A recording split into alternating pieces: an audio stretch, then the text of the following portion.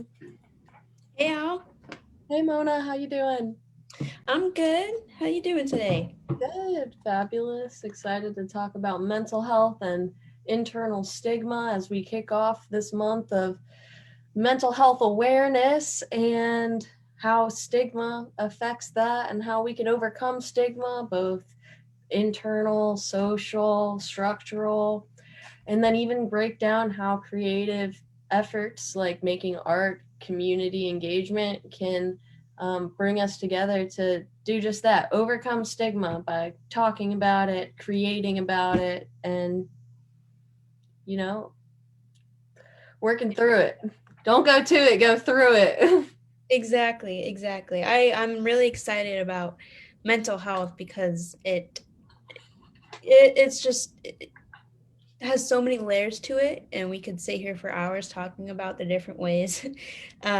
It goes hand in hand with stigma, but it's at the root of a lot of the problems we've been discussing over like the past few weeks, and we'll get into poverty too, which we'll also talk about how that's the root of a lot of the problems we're talking about here and haven't even talked about yet. So I'm really excited to dig into how influential mental health is, therefore how influential stigma around mental health is, and how um, important. We're rolling. Hey Al, Hey Mona, how you doing? I'm good. How you doing today? Good, fabulous. Excited to talk about mental health and internal stigma as we kick off this month of mental health awareness and how stigma affects that and how we can overcome stigma, both internal, social, structural, and then even break down how creative efforts like making art, community engagement can bring us together to do just that, overcome stigma by talking about it, creating about it, and, you know, working through it. Don't go to it, go through it. Exactly. I'm really excited about mental health because it has so many layers to it, and we could sit here for hours talking about the different ways. It goes hand in hand with stigma, but it's at the root of a lot of the problems we've been discussing over like the past few weeks, and we'll get into poverty too, which we'll also talk about how that's the root of a lot of the problems we're talking about here and haven't even talked about yet. So I'm really excited to dig into how influential mental health is, therefore how influential stigma around mental health is, and how um, important it is to break that down on a personal internal level, public level, and structural level as well. So let's get to it. Absolutely. So it's been a while. Maybe we should talk a bit about what exactly internal stigma is. Internal Yeah. stigma is complicated, but it's kind of I imagine it as like a seed of stigma, and it kind of branches out from inside to social and structural, manifests itself in all these ways. But do you want to go into that a little bit? Yeah, I think so. Internal stigma can express itself as an individual's like shame for their circumstances, or like negative stereotyping and bias that they've internalized themselves, right? For example, a common myth or stereotype is that someone with mental illness is completely unstable or like doesn't know how to take care of themselves. And so that person can internalize that, like, I am unstable, I am unfixable, or what have you. And that can be really harmful, not even just like for the self-esteem, but like it can stop you from getting help, right? Or maybe get you down a path of I'm almost deserving of this because I am XYZ, right? Like this just builds this negative self-image that can be really harmful to the person themselves and around them as well too. So that internal stigma can root from a lot of different things, but it's basically a negative perception of yourself, internalized stigma, internalized stereotypes, and things of the like as well. And as we talked about with like addiction, it's kind of the same here of like just the myths and stereotypes and negative public facing things we hear about mental health internalized, and we believe that it's true in a sense as well. Yeah. So important too to acknowledge the cyclical nature of these things. Like um, stigma and mental health, they feed into each other, where it's like you're already dealing with a bunch of stuff internally, and then you've got these thoughts that about the stuff that you're dealing with feeds into that, and it's like so hard to get out of that cycle. And that's why overcoming stigma is so important, because it's so important to break out, ask for help, seek these like methods of healing so that you can break that cycle and free yourself from this negativity. It's really really Absolutely. And as you were saying, like, internally kind of branches out, internal stigma can kind of branch out into public stigma and then structural, right? I think it can also go the opposite way. So, structural stigma intentionally can, or there's systems that don't support those with mental illness, right? The system kind of keeps it that way, upholds the status quo of people needing to be normal, whatever that is, right? And then because those structures are in place, the public narrative is, well, we need to be normal, right? Or we need to be around people that are normal. Or if you're not normal, you're unproductive and, not worthy of XYZ. And then that can be internalized as well. So the systems around us that help perpetuate that stigma that someone that's mentally unstable or unhealthy is, a bum or not normal or crazy or, things like that. So I think it can both go in both directions. And they're all like tied together as well. absolutely. And so going into more of like the mental health, there's so many different elements to mental health. I mean, you have your depression, anxiety, bipolar, borderline, schizophrenia, multiple personality, and then you have like atypical neurological disorders like autism. You've got folks that are struggling with um, other disabilities that kind of come into that mental health thing. And another thing about that we were talking recently is that a lot of times it's a package deal.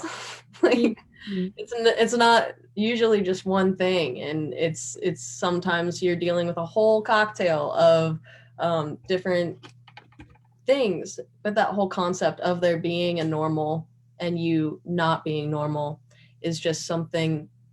It's a concept. It's not what's real. Everyone is different. Everyone has a different brain. Everyone has different chemicals. And the concept of normal is really determined by how productive you are to society. Um, Mhm. and acknowledging that is super important, because that's something that's helped me break down my internal stigma. When I don't perform the way that I want to, I have to step back and be like, all right, this isn't necessarily me. I'm dealing with what I'm dealing with. But just because I'm not meeting what society expects of me or what the system expects of me doesn't mean that I'm worthless. It doesn't mean that I'm, like a bad person or that I'm less than. It means that this is a part of my experience, and I'm just trying to get through it. Right, exactly.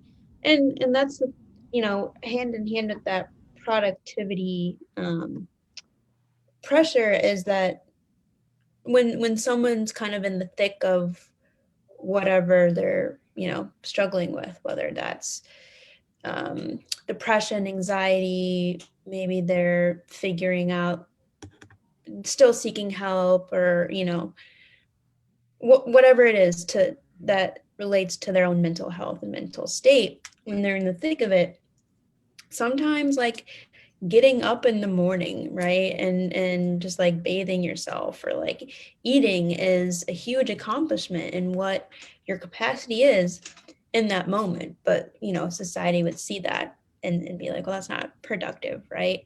That should be like the absolute minimum you do. And if you don't produce throughout the day, work work, then you didn't succeed, right? Or you didn't accomplish what normal people should accomplish. So that productivity mindset is really toxic, and applies to so much. I think beyond mental health as well, but I think the two go hand in hand. Kind of like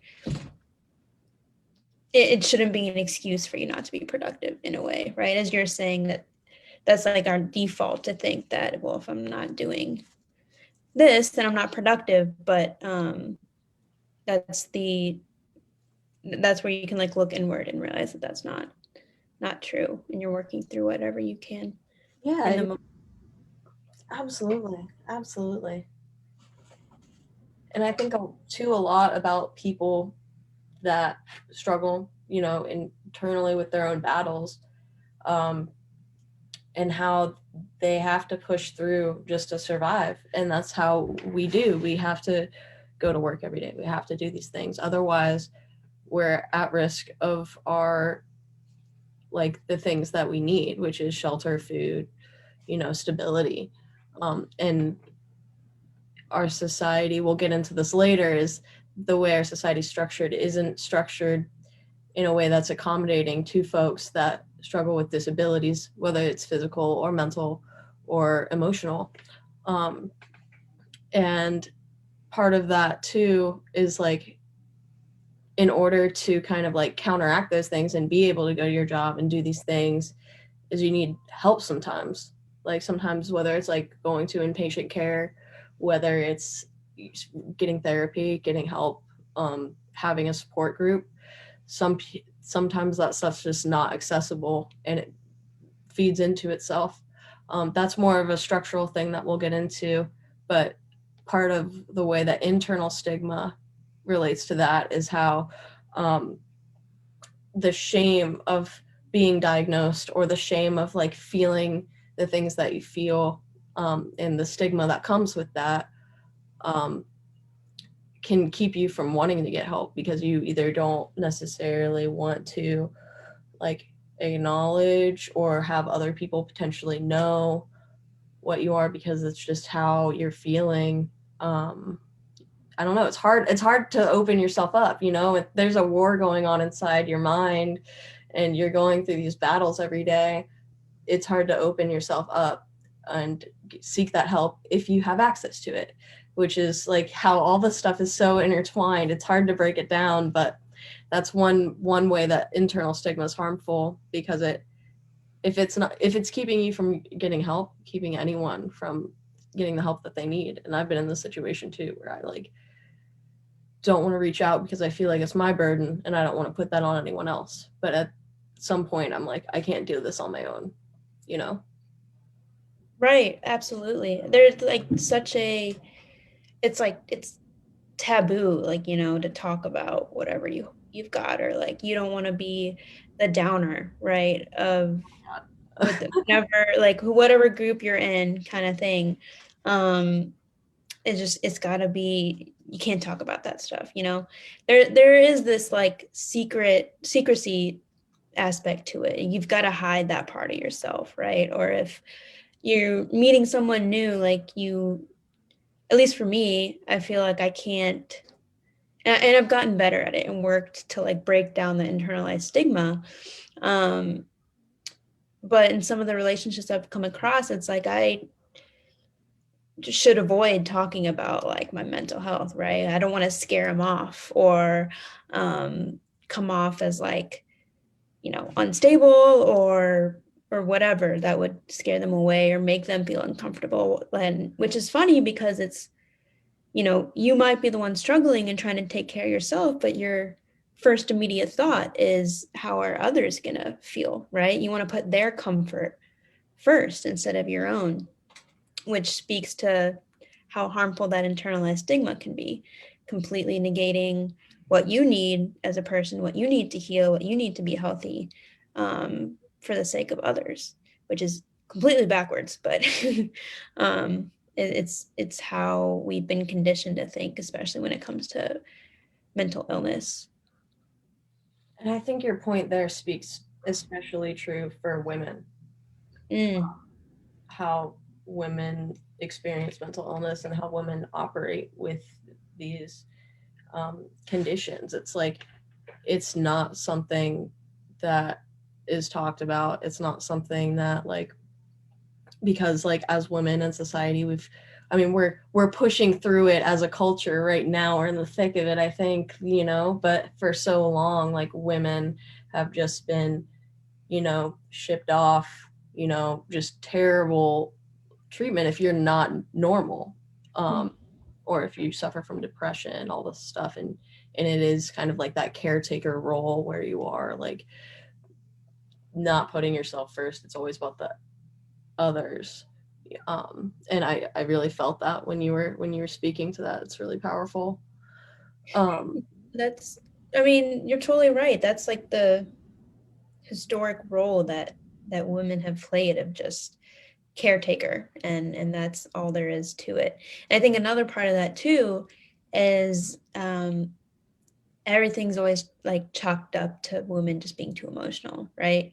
If you actually talk about, if you want to talk about this, and it's that's like the first thought that a lot of people get to, or like the first um like interpretation or something, and they'll immediately jump to thinking the woman is just too emotional, or she's being too dramatic about explaining like what she's going through, kind of thing, right? Which obviously has really sexist history and connotations, but that's a whole nother realm too. And then if you add race in there, historically black women, especially when they seek help, don't receive the help they need. Same with indigenous women as well. Lots of layers to the injustices there. Absolutely. So, what are the effects of stigma, Al? Sure. Let's dig into some stuff from the American Psychiatric Association. We can talk about how stigma has direct effects on an individual experiencing internalized stigma, including reduced hope, low self-esteem, increased psychiatric systems. That's that cyclical um, feeding into itself thing that I was talking about earlier. And then there's difficulties with social relationships, reduced likelihood of staying with treatment, and then more difficulties at work. Um, a lot of things that stigma, not just the mental health circumstances themselves, but the stigma impact these things. And I think it's so important to address this, because if you can just take away one layer of this complex mess, it's enough to make it lighter on you as an individual, but then us as a whole, as a community, um, you know, to have this understanding, I think is really helpful for us to help each other. Absolutely. I think the more difficulties at work one kind of catches my eye. I think there's just so much to that, and we'll get into this when we talk about structural, and these things will come up organically. But it goes back to that productivity, right? And there's just this pressure to kind of keep your stuff together at work, and if you don't hold it together, right, if you're not on top of your tasks or producing as much, can't take a break or a breather because you need it, right? We all need it. And at some points, when you're in the thick of it, could need a little more of it. You don't have that. You can't do that because you're pressured to not do that. And it just can get worse and worse. Um, I think another part of the work aspect is if you, and this is proven, like if you come out and say, I have X, right? I have depression, I have bipolar, schizophrenia, fill in the blank. A lot of employers will look at that and not hire you, right? They'll see that as an unproductive worker, or a worker that's gonna cause problems in the workplace. It's gonna be unstable and things like that. So that work piece and how limiting that can be, um, and harmful too, can actually take jobs away from people, right? And like really limit people with mental illness from getting work, or performing well at work, when especially the work culture which I've been in a lot of these different, a lot of employers in my life, like they don't care about the mental, aspect that you're going through. You've got to work or else no job for you kind of thing, right? So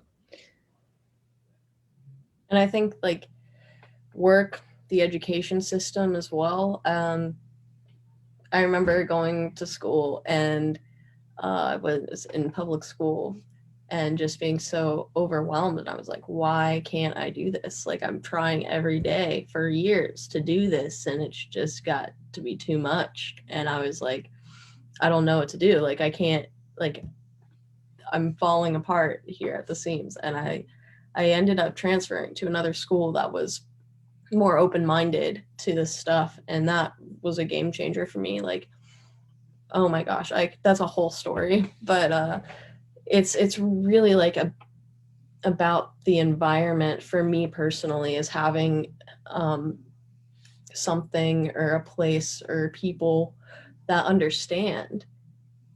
And I, yeah, there's so much to get into there, so much. But education system, the workplace, structural stuff that we'll dig into even deeper in 2 weeks after we talk about social stigma. Um, but yeah, I'd like to talk a little bit about like internalized stigma and like personal experience if you're comfortable.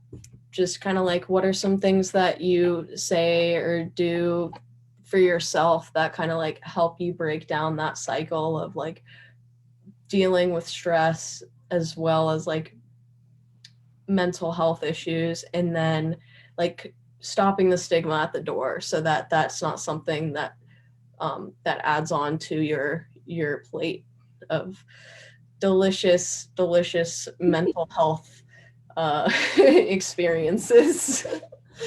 package deal, right? The Oh, amazing and everything that comes with it. Um, yeah, I think it's taken me, and I'm still learning, every single day how to handle a lot of it, right? But it took me a pretty long time to actually, you know, slowly start to come over that internalized stigma, which is okay too. Like back when I first started, I would tell myself it's not okay and I'm not doing it right, or there's no point in this if it doesn't like happen like that, right? Like I remember my very first therapy session. Um, my therapist was like asking me all these questions and like what I'm seeking, and I was so frustrated. I was like, I'm not here to like tell you my story. I'm here for you to fix me.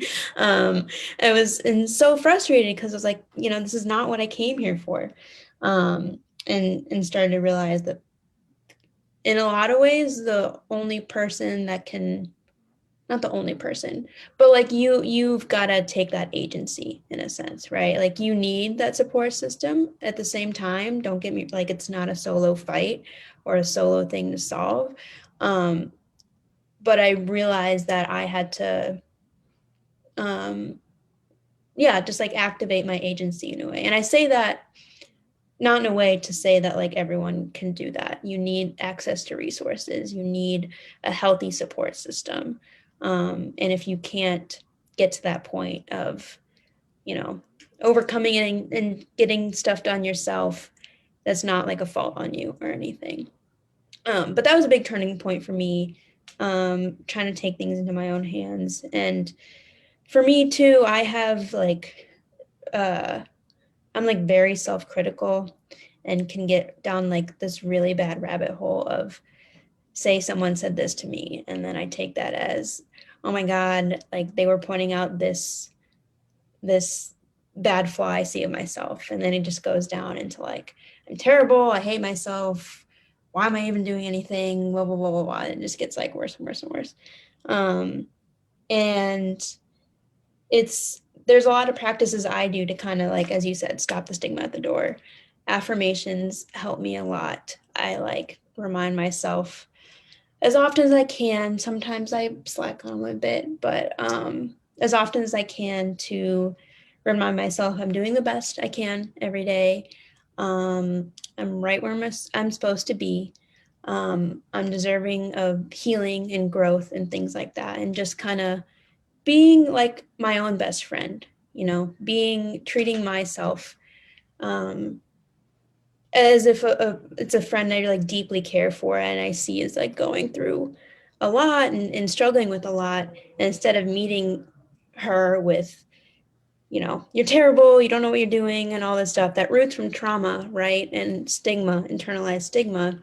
Um, it treats it with like love and compassion and healing as you would with like a friend if you wanted to help them and stuff, right? So that's been really helpful. And another huge thing I'll say that like really helps with that internalized stigma is, and this is like a whole thing. I'm sure anyone can look it up, and we could probably throw a resource out one of these weeks. But there's these like core beliefs that you have, whether that's like I'm a failure or I'm awesome or something. Like you have these core beliefs that you really believe, whether it's true or not, right? Like take the I'm a failure one. We could, like, that isn't true for me. I've learned that. But that was like a core belief of mine that I held for a long time. And so it's about like challenging those core beliefs, where they come from, who told you you were a failure once in your life. And it's kind of like a mystery game that you like have to just like sit and evaluate those core beliefs. And so whenever you do like come across something that sends you down, or that could send you down this rabbit hole of like self-deprecation and really believing that internalized stigma, reminding yourself that that might be a core belief of yours, doesn't have to be true, kind of thing. So there's a lot of helpful tools that I use to navigate all of that, but it's, I think one of the most important things is like, for me at least, is stopping it at the door, because or else it'll go down this really bad place that I think a lot of us can get into pretty easily and quickly, if we don't have the right tools and resources around us, or have learned, right? It's like a discipline is at the same time as well. But yeah, those are some of the things that help me with internalized stigma. Beautiful. Oh man, I think having that compassion for yourself is so important. And it's not necessarily something that we're taught. Um, so it's like you really got to be there for yourself sometimes, even when you're your own worst enemy. Yes. Yes. And that's another thing. Like you need like an outside voice too, right? Like that in you in your head, you can be your worst enemy, you can be your best friend, you can get kind of clouded and really unclear in there. So you need an outside voice of helping you out, but you also need to be compassionate with yourself too. And that's where like, you know, that internalized stigma can really um just yeah make you think that you don't deserve that compassion either, right? Your self-esteem is so low, why would you treat yourself like a person, right? Because your self-esteem is already so low, or you believe that you are unfixable or a bum or whatever you've internalized, right? So that's another reason why overcoming that stigma is so important. Absolutely. And we're going to wrap up here soon, but I think that tool or that yeah, that tool, it is a tool if you can find yourself experiencing that cycle of, mental health and also stigma feeding into each other. Um, Stepping outside of yourself and thinking like, is this how I would treat another person? Mm-hmm. Because sometimes it's just not. Like, you're an amazing person. You would never ever think the things that you think about yourself about another person. So it's just Right. like No, that's like, yeah, one of the most important lessons I've ever learned of like treating yourself like your best friend. Because you're absolutely. right, you wouldn't treat anyone, that way. So why are you beating yourself up for whatever? So a lot of important lessons and ways to overcome stigma, which we will get so much into over the next few weeks. And I'm so excited. There's just so much to talk about. And we're going to bring on lots of folks to share their stories as well. The more conversations we have, the closer we will get to overcoming internalized public and systemic or structural stigma. Looking forward to it. It's going to be great. Thanks for joining us today. Tune in next week. We'll be back with social stigma and mental health. It's going to be a great time. In the meantime, be compassionate to you. Great takeaway. Bye, everyone.